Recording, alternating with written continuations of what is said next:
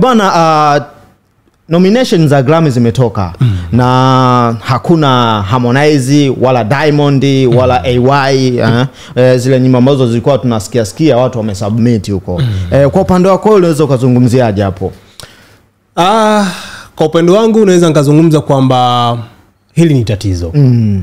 Ni tatizo kwenye muziki wetu, kwa sababu tunaamini ni tatizo kivipi? Kwa sababu tunaamini ya kwamba Afrika ya Mashariki, Tanzania ndio nchi ambayo kwenye muziki tunaamini ya kwamba ndio imepiga hatua. Ndio. Kwa sababu ukizungumzia kwa Afrika nzima, utaizungumzia Nigeria, utazungumzia South Africa, Tanzania mara nyingi inaiko kwa nafasi ya 3 ama ya 4. Ndio. Lakini unapoiona Tanzania yenye wasanii wakubwa wa Afrika Mashariki haikuingiza hata msanii mmoja katika tuzo za Grammy, hapo ndo unakuja kuliona tatizo. Uganda wanaingiza msanii mmoja kwenye Grammy, Eddie Kenzo.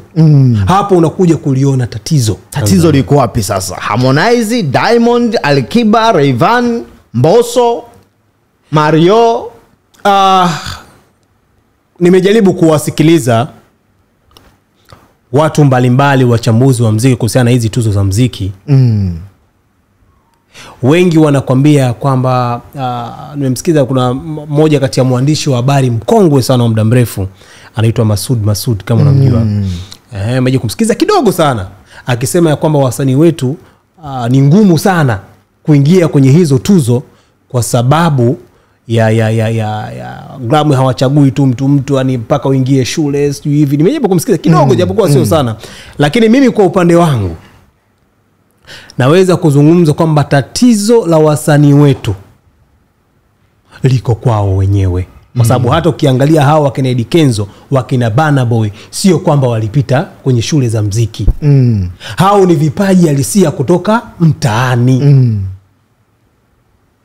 Wasanii wetu kwa asilimia kubwa, mimi zikufichi, kwa asilimia kubwa wanakwama kwa sababu hawajui kuimba. Tuzungumze kweli. Wasanii wetu wa Tanzania kwa asilimia kubwa wanabana pua. Nadhani nadhani watu watatukana hapa ninapozungumza. Lakini mimi nazungumza ukweli. Wasanii wengi wa Bongo Flava kwa asilimia kubwa, hawa wakubwa, hawajui kuimba. Kaka, hulisikii ile vocal inayotoka tumboni, hulisikii. Asilimia kubwa wanabana pua. Wale Grammy mpaka unaingia kwenye tuzo zao, kwenye nominees unaingia, ni kwamba wanafuatilia vitu vingi.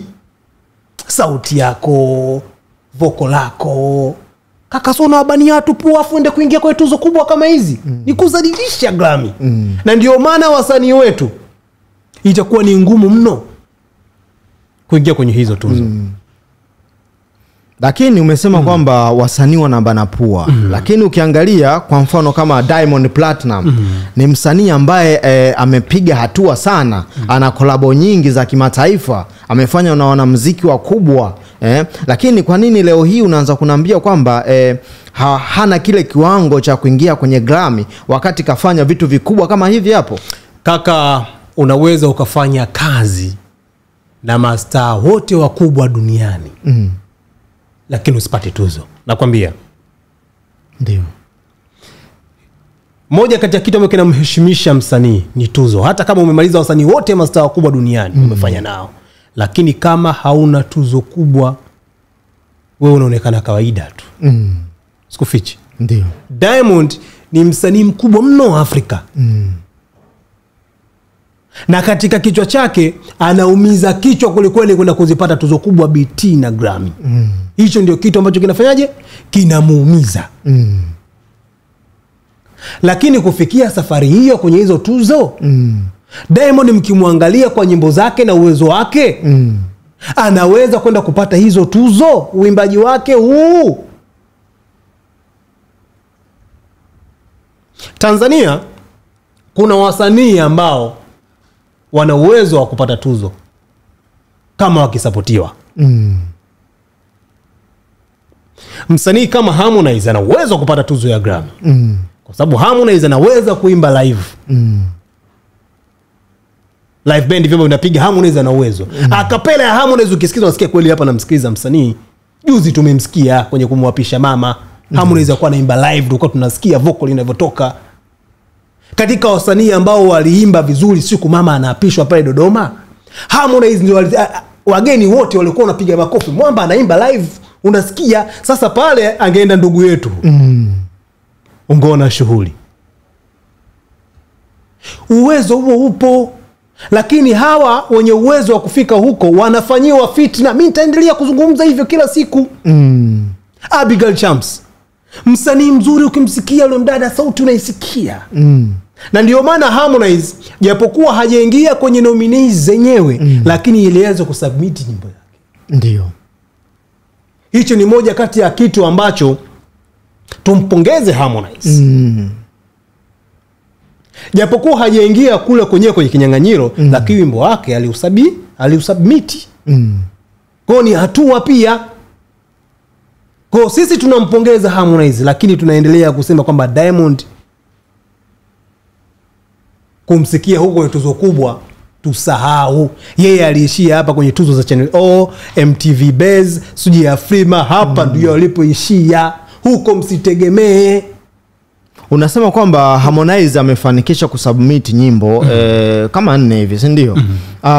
Kwa nini sasa? Kuna kitu gani ambacho kilifanya msanii kama Diamond Platinum ambao ukiangalia ameanza mziki before Harmonize, lakini hatujawahi kusikia hata nyimbo fulani zimesubmitiwa kule? Kuna kitu gani hapo ambacho kinaweza kukwamisha? Labda kuna sheria ngumu au vipi hapo? Uwezo mdogo na ujanja. Nilizungumza mwanzoni nikakwambia kwamba Grammy au BET Awards mpaka wakupitishe wanakuangalia vitu vingi mno.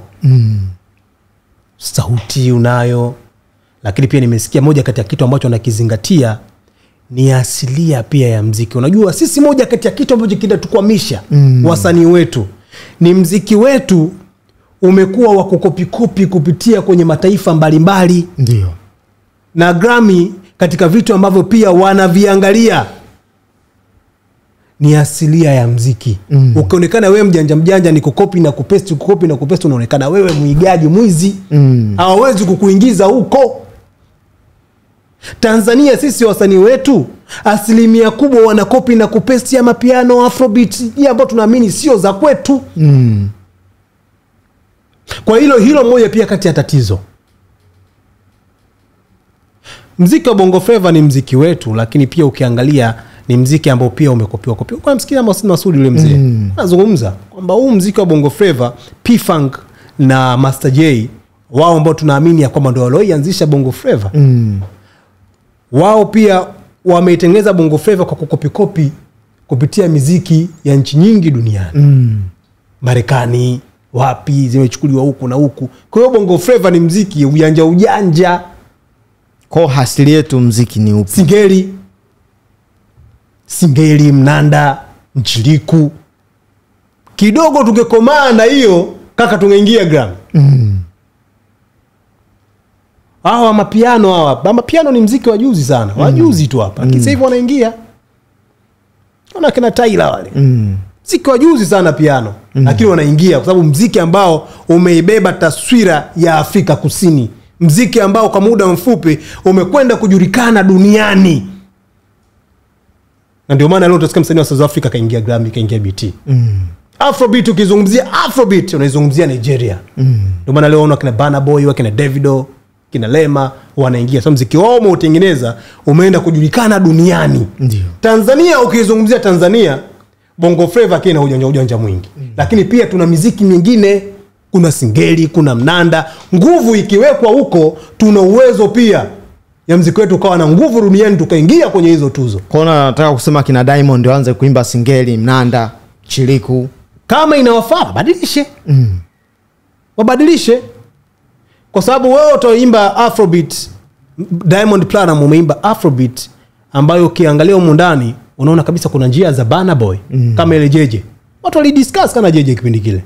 Kwamba hii Jeje Boy kimsika hapa kuna Burna Boy fulani hivi. Unaona? Kwa ni vitu ambavyo watu wanaona copy and paste.